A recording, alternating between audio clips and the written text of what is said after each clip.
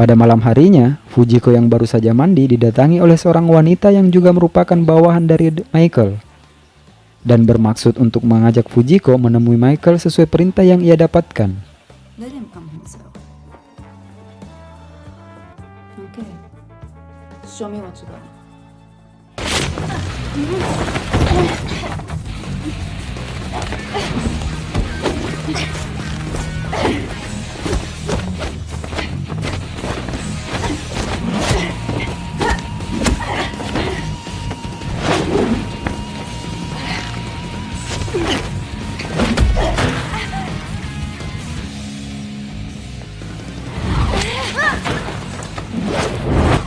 Setelah melakukan pertarungan yang cukup melelahkan, ia pun menyetujui untuk menemui Michael.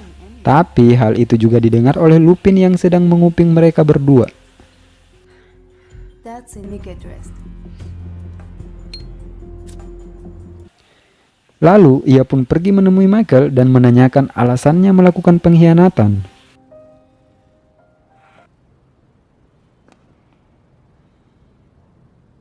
You said none of our own. Edward Land. Who is he? Tentu saja Lupin juga berada di sana yang telah mengikutinya sampai di tempat itu. Tell me everything. So tell me. Michael kemudian menjelaskan kenapa ia berkhianat itu karena ayahnya yang bernama Edward Lam yang juga sahabat Dawson, petinggi dari organisasi The Works, dibunuh oleh Dawson. Hal itu terjadi saat mereka melakukan pencurian bersama di Mesir untuk mendapatkan kalung Cleopatra. Dan Pramuk berhasil mencuri permata kalung itu, sehingga Dawson hanya berhasil mengamankan kalungnya saja. His passion was ancient Egypt. He used poetic justice, I suppose. Atas alasan itulah Michael tega mengkhianati Dawson dan rekan setimnya. And you, I've done. Tak lama kemudian, Lupin muncul dan mengatakan kepada Michael bahwa Dawson bukanlah tipe orang seperti yang ia ceritakan. Somewhere around Nipia. Lalu Lupin pun segera pergi meninggalkan mereka.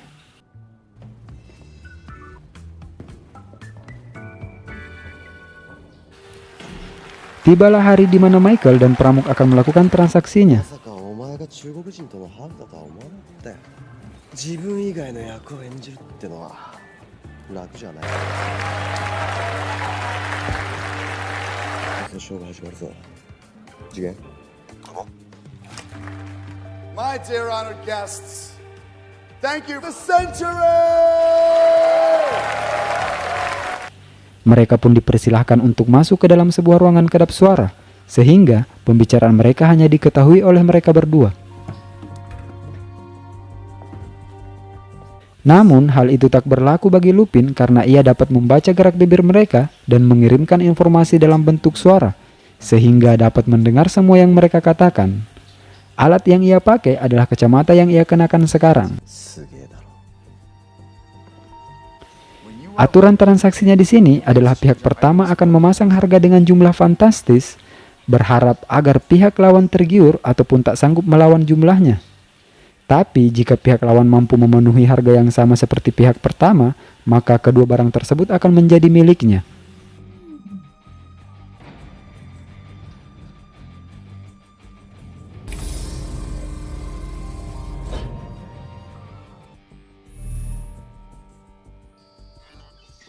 Setelah mengecek keaslian kedua barang itu, maka transaksi pun dimulai. The pieces are in Crimson Heart of Cleopatra. Michael yang menggunakan nama samaran Zeng menawar dengan jumlah 200 juta dolar. Tentu saja Pramuk tak tergiur dengan uang tersebut dan bermaksud memiliki keduanya. Will he sell the ruby or buy the necklace for that exact price? Tetapi penyamaran Michael ternyata sudah diketahui olehnya dan mengatakan kejadian sebenarnya saat proses pencurian kalung itu di Mesir.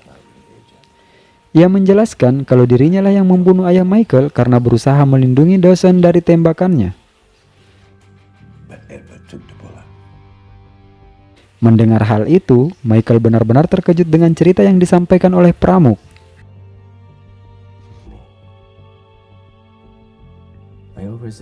Lalu saat Pramuk mengeluarkan cek untuk memasang harga yang sama, Michael mengancamnya akan meledakkan tempat mereka berdua. Dengan santainya, Pramuk tak menghiraukan ancaman Michael. Highly concentrated.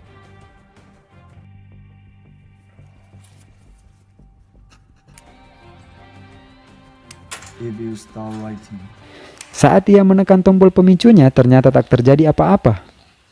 Lagi-lagi, Pramuk berhasil mengelabui Michael karena bawahan Michael selama ini adalah mata-mata dari Pramuk. You work for me. You're a little trump card for me. Akhirnya, Pramuk berhasil mendapatkan set lengkap dari kalung Cleopatra dan pergi meninggalkan tempat itu.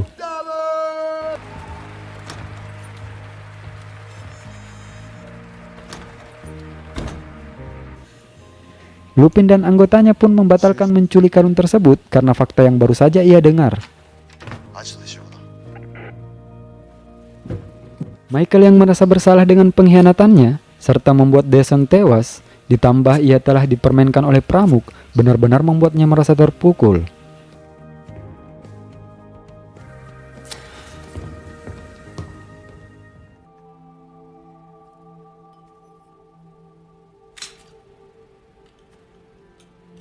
Pada malam harinya, di markas Lupin terlihat Michael muncul di tempat mereka.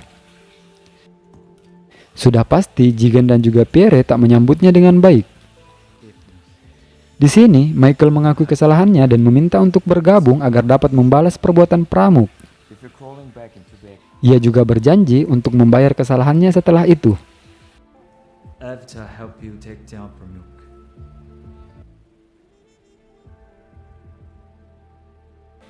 Jigen yang tidak setuju dicegah oleh Lupin dan menerima Michael kembali ke kelompoknya.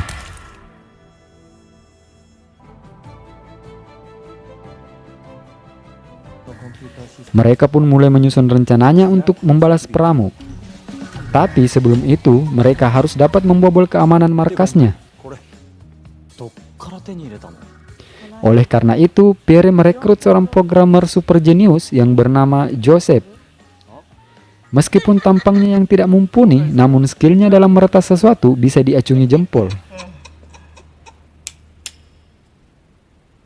Mereka pun mulai menganalisa tempat yang bernama The Ark. Tapi yang menjadi kendala utamanya adalah sebuah ruangan dalam tempat itu yang hampir tidak memiliki celah untuk dilewati. It's hard enough to cut through steel. I ran an analysis for training. Tugas itu pun diberikan kepada Goemon, sang jago samurai, untuk menemukan celah agar dapat melewatinya.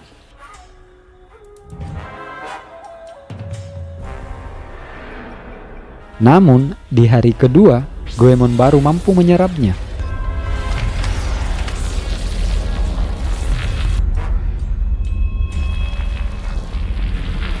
Dan di hari ketiga lah baru ia mendapatkan celah tersebut. Hal itu pun membuatnya hampir gila dan pingsan.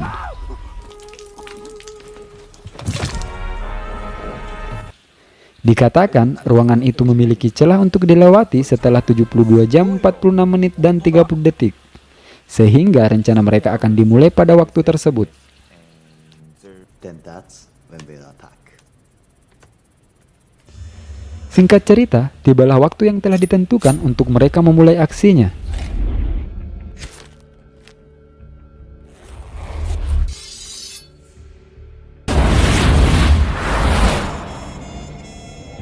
Tak lama kemudian, terlihat detektif Zenigata bersama beberapa orang bawahannya mendatangi tempat itu.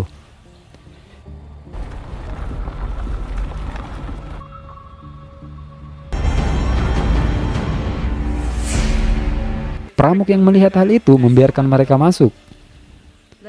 Zenigata mengatakan ia ingin menyampaikan bahwa tempat ini telah ditargetkan oleh Lupin dan sebagai bukti ia pun memberikan flash disknya. So, everybody's here because of Lupin.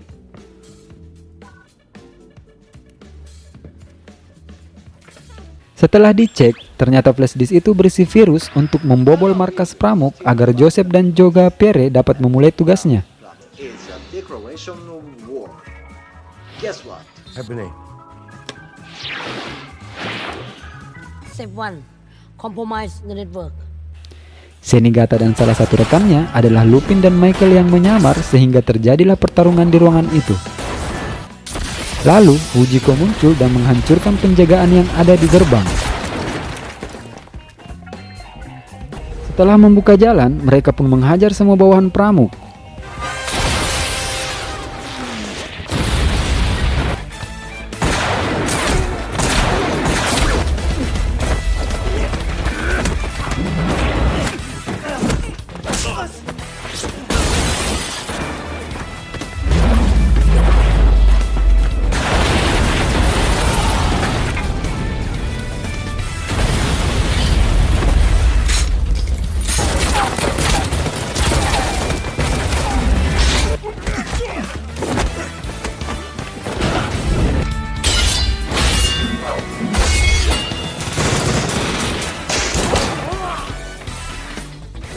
Lupin dan juga Michael masuk menuju ke tempat penyimpanan kalung agar tak kehabisan waktu untuk melewati ruangan yang mustahil dicapai setelah timingnya habis. Goemon pun memberikan mereka ruang agar tak terlambat untuk sampai ke tempat itu.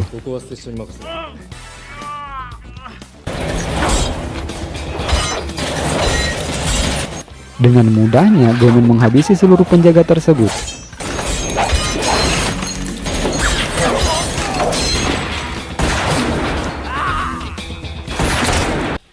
Selanjutnya, ia melawan sang anak pang sok jago.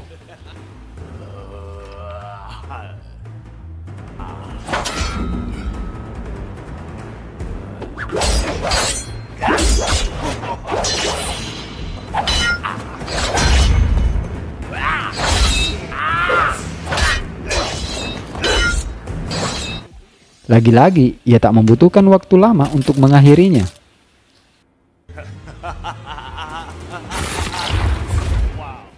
Joseph dan Pierre berhasil meretas satelit Pramuk dengan bantuan Fujiko. Working on it.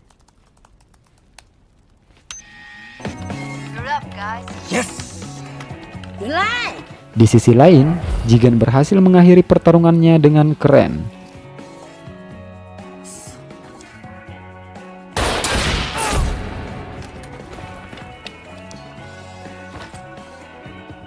Begitu pula dengan Fujiko meskipun ia sempat kewalahan.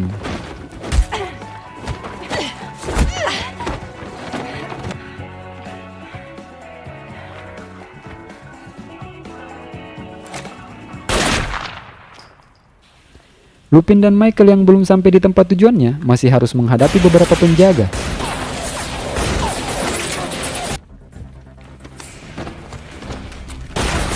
Namun hal itu dapat mereka atasi dengan mudah.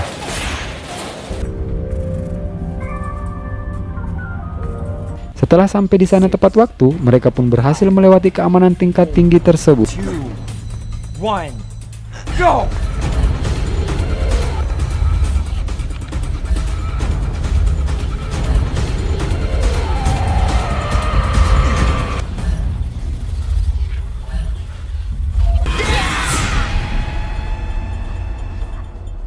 Pramuk dan asistennya yang melihat hal itu merasa kalau mereka tak akan mampu membobol lemari besi itu.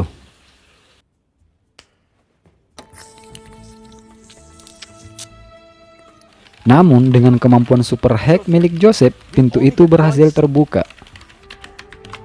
Joseph, everything.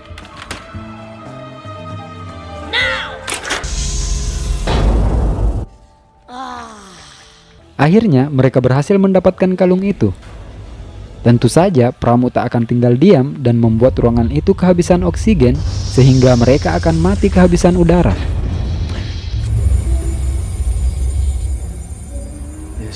Lupin pun mengeluarkan pilihan satu-satunya untuk membuat salah satu dari mereka selamat dengan meledakkan pintu ruangan itu.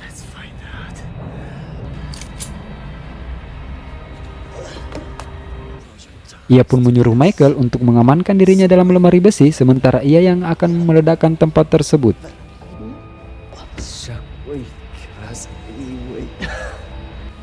Tetapi Michael malah membuat Lupin pingsan dan mengorbankan dirinya.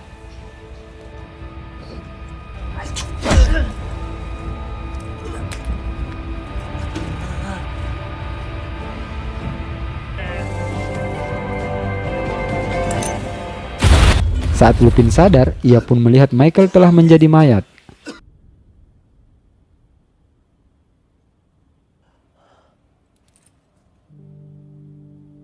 Saat hendak meninggalkan tempat itu, pasukan Pramuk sudah menunggunya di depan pintu.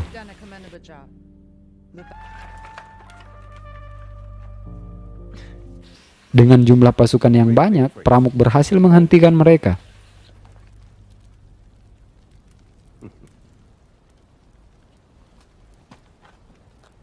Tetapi, Senigata pun muncul dan membawa pasukan yang cukup membuat mereka menyerah, dan segera menahan Pramuk beserta asistennya.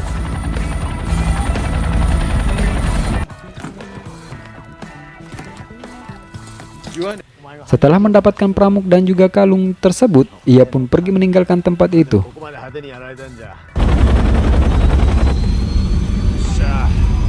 Lagi-lagi, ia dikelabui oleh Lupin karena kalung yang ia bawa adalah kalung palsu dan membuatnya sangat kesal.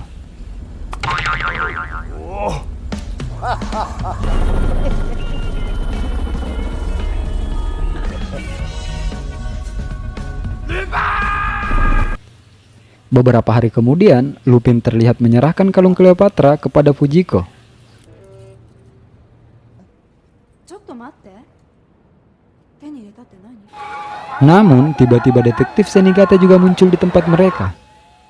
Itu adalah ulah Fujiko yang menjadikan Lupin target mereka dan mendapatkan kebebasannya sendiri. メールしといた。ありがとね、ルパン。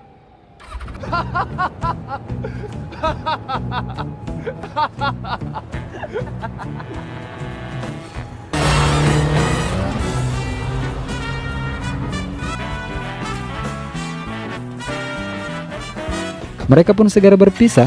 Lupin yang bersama Jigen terus dikejar oleh Senigata. Dan film pun tamat. Yo, para penikmat film, bagaimana menurut kalian live action dari anime Lupin the Third ini? Silahkan komen di bawah. Pesan yang dapat kita ambil dari film ini adalah janganlah mencuri dari pihak yang kekurangan, karena apa yang ingin Anda curi jika mereka saja kekurangan. Namun yang namanya mencuri adalah hal yang tidak baik apapun alasannya. Jangan lupa untuk like, share, dan juga subscribe agar saya semakin semangat lagi membuat project-project seperti ini. Saya Mr. P undur diri, terima kasih telah menonton video ini hingga akhir. Panjang umur dan sehat selalu buat kalian semua dan sampai jumpa di project berikutnya.